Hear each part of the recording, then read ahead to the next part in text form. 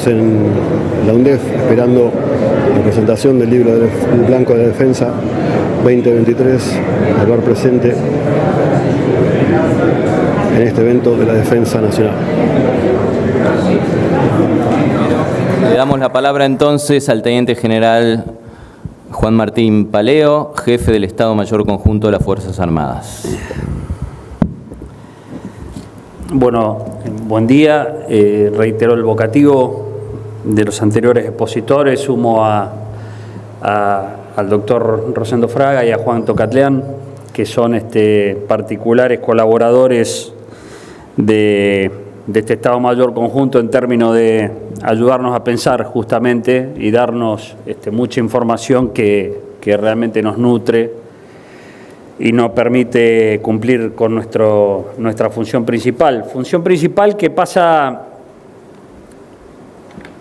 por traducir, operativizar objetivos de la política en objetivos militares y en acciones militares para alcanzar estos objetivos que fija la política, que en este caso obviamente lo recibimos a comienzo de gestión a través de la Directiva de Política de Defensa Nacional.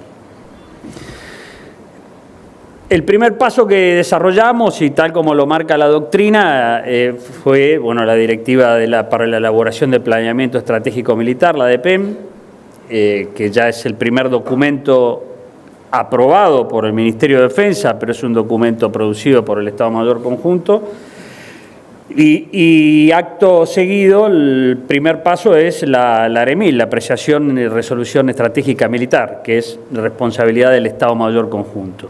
Es el primer documento ya así de elaboración y que inicia lo que es esa usina de planeamiento. Y es una apreciación de situación en base a lo que nos ordena la Directiva de Política de Defensa Nacional y cómo lo vamos a cumplir, operativizar y bajarlo, traducirlo en órdenes y todo el articulado que corresponde a partir de ahí. Para realizar esa apreciación de situación recurrimos al análisis de los factores de la situación que vivimos, ¿no? Y dijimos, Argentina, ya lo habrán escuchado varias veces, octavo país del mundo, una densidad poblacional baja, un presupuesto de defensa bajo o insuficiente en función de la proporción de la cantidad de objetivos y de aspectos y de bienes a proteger.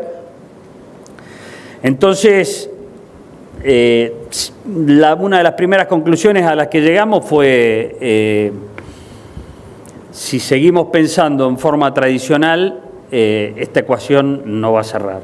Muchos objetivos, pocos efectivos, extensión extremadamente vasta. Por lo tanto, dijimos, tenemos que analizarlo desde otro punto de vista. Y en ese aspecto, tradicionalmente los ejércitos o las Fuerzas Armadas de los países, la figura clásica del conductor militar, desde muchos años, digamos, es la en la época napoleónica, la figura típica, es decir, la geografía condicionaba básicamente el desarrollo de las operaciones. La principal ciencia que nutría el desarrollo de las estrategias militares estaba basado en la geografía. La figura clásica, Napoleón con su catalejo, en una altura desde donde observaba el campo de batalla, su Estado Mayor rodeándolo para el asesoramiento y luego de la resolución del comandante transmitirlo, traducirlo en órdenes. Pero básicamente estaba basado en el concepto de la geografía. ¿Y qué es la geografía? La geografía como ciencia separa fronteras de naciones, básicamente. El concepto tradicional también abarcaba operaciones en dos dimensiones, terrestre y naval, y luego se comenzó a incorporar la tercera dimensión, que es la aérea, pero siempre con un concepto, insisto, de la geografía, separando fronteras de naciones. pasada una línea que es la frontera, se estaba en el otro país, o si se ingresaba a través de esa línea, se estaba invadiendo el propio país.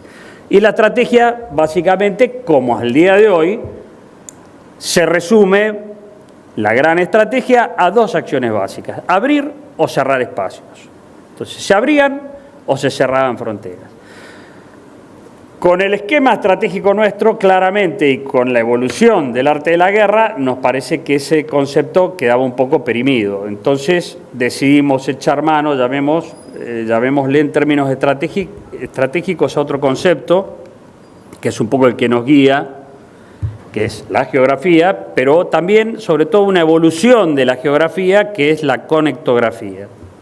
A diferencia de la geografía, que como dije, relaciona fronteras y naciones, la conectografía básicamente relaciona infraestructuras y cadenas de suministro.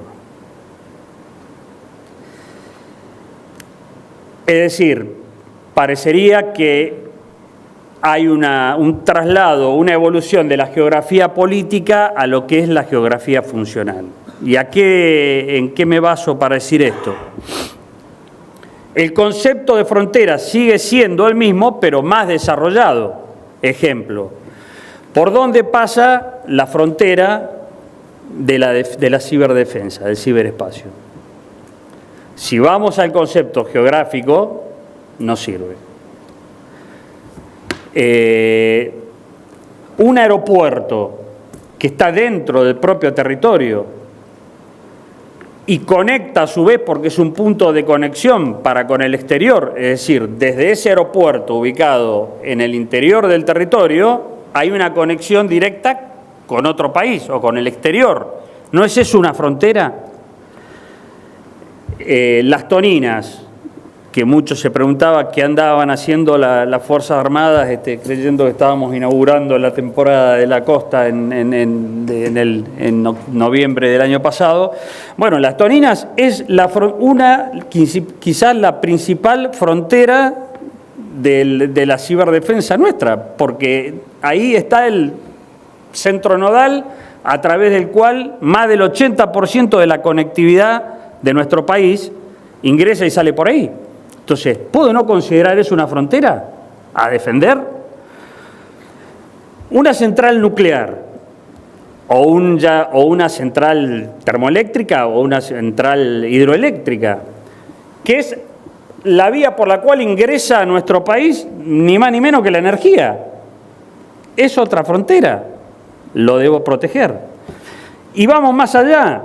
Un yacimiento de litio, del que tanto se habla, o Vaca Muerta, como otros yacimientos de otros recursos que tenemos, extensísimos en nuestro país, no es una frontera a través de la cual ingresa al país las divisas que necesita nuestro país para desarrollarse. Entonces, no lo debemos considerar para defender como si fuera un concepto ampliado, llamémosle, de fronteras. Hay un aspecto, es decir, en esta visión amplia, en términos de estrategia militar, consideramos fundamental un hecho histórico que es 1989, la caída del muro de Berlín, pero no solamente por el significado político de la caída del muro de Berlín. ¿Qué ocurrió también? Es justa, paradójicamente, en 1989. La creación de la World Wide, la Internet. Justo, paradójicamente, yo considero que en términos estratégicos militares, ese hecho histórico genera, diría, una división entre el mundo westfálico y el mundo de las cadenas de suministro. Porque con el nacimiento de Internet es la principal infraestructura a nivel mundial. El flujo de poder y de intereses que surgen y que fluyen a través de la web cambió realmente en términos estratégicos la forma de ver inclusive el desarrollo de las operaciones militares. Esto, como ustedes verán, nos fue analizarlo desde este punto de vista de sumo valor. ¿Para qué? Para determinar lo que le propusimos a la política de cuáles son los objetivos de valor estratégico. Porque la DPDN nos hablaba de defender los recursos, pero bueno, ¿cuáles son los objetivos de valor estratégico? Como habrán visto, enumeré a varios, pero que fluyeron muy naturalmente, porque dijimos, estos son los recursos que tenemos que defender. Sumado a esto, y yo les pido un poco, esto es un marco más que estrictamente militar o operativo, es un poco un marco teórico de toda la cantidad de acciones que escucharon ustedes concretas que se desarrollaron desde la exposición del ministro a todo lo que lleva expuesto inclusive Daniela y Francisco. Tenemos un limitante fundamental, aparte de todo ese vasto universo de objetivos de valor estratégico, que es la discontinuidad territorial. Ya el ministro habló claramente de la bicontinentalidad. Nosotros, en términos de estrategia militar, hablamos de 3 Argentinas, inclusive. Hablamos de la Argentina continental, de la Argentina insular y de la Argentina antártica.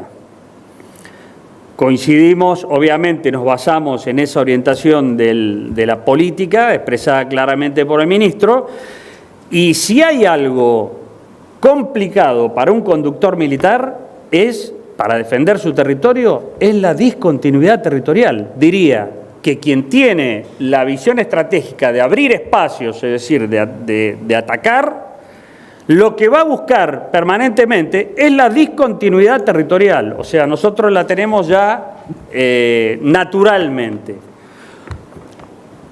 Y lo tenemos con nuestro principal competidor a nivel también de la realidad, que es Gran Bretaña. Si uno ve Gran Bretaña y mira y dice, bueno, en principio ustedes saben que los refranes populares no tienen dueño, digamos, normalmente son de muchos años y no se sabe inclusive en algunos de quién es el dueño. Pero yo les voy a tirar alguno que dice que los mares, las puertas de los mares son de la corona británica y las llaves de esas puertas deben estar en poder de la Armada Británica. Este es un refrán británico. No se sabe ni el nombre de quién es, pero es parte de la historia de Gran Bretaña y de la cultura de Gran Bretaña. Más acá en el tiempo, Churchill le da contenido político y estratégico cuando dice: entre la Europa continental y los mares abiertos, Gran Bretaña siempre va a elegir los mares abiertos. Por eso, analizando en estos términos, no hay que sorprenderse mucho con la salida del Brexit. Es decir, hay una natural vocación hacia manejarse en el ámbito marítimo. Y si analizamos el planiferio y concretamente en el Atlántico, vamos a ver Gran Bretaña, Gibraltar, Ascensión, Santa Elena y Malvinas, Georgias, Antártida. Eso es una búsqueda de conectividad, porque ellos necesitan garantizar su conectividad. Desde el punto de vista nuestro, la Argentina continental, la Argentina insular y la Antártida también requiere de una conectividad. No me quiero extender demasiado, pero si ustedes analizan a la luz de este marco teórico todas las medidas que nombró el ministro anteriormente, que son por ahí de carácter más operativo, van a ver a qué responde que estemos orientados a desarrollar un planeamiento que hemos terminado, que disponemos de 8 planes de campaña desarrollados, de los cuales este año vamos a poner en práctica 3, todos van a ser pasados por el tamiz del gabinete, pero 3 puntualmente, que es uno, el de la zona de Comahue, donde se encuentra Vaca Muerta, otro de la zona de Buenos Aires, que es fundamentalmente la parte de Bahía Blanca y el complejo nodal ese de comunicaciones y otro el Atlántico, donde vamos a poner en práctica nuestra capacidad de desplazar medios militares para disuadir y, en el caso necesario, defender nuestros objetivos de valor estratégico. Y todas las otras acciones que se desarrollaron, el puente aéreo que se desarrolló entre la Argentina continental y la insular a través del ADE con los aviones de la Fuerza Aérea, la apertura de la Brigada 10, la colocación del radar, la base naval integrada, el desarrollo de Petrel, no es otra cosa que generar infraestructura.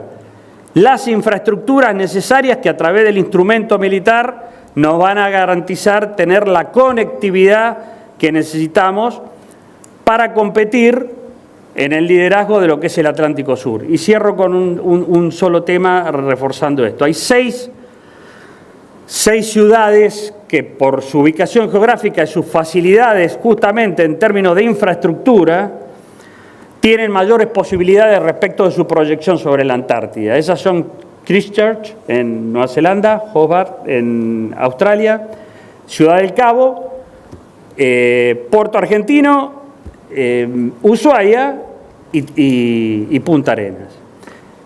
Las tres últimas, por la proximidad con la península antártica, son las que están todavía en mejores condiciones. Entonces, hay una relación de competitividad en términos de conectividad.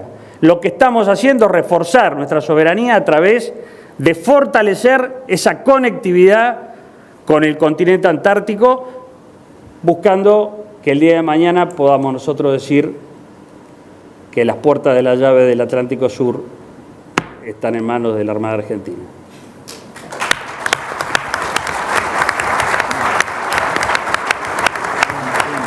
Gracias por ver el video, activa la campanita, suscríbete y gracias por estar mirando los videos de Multiespacio de Defensa Aeroar.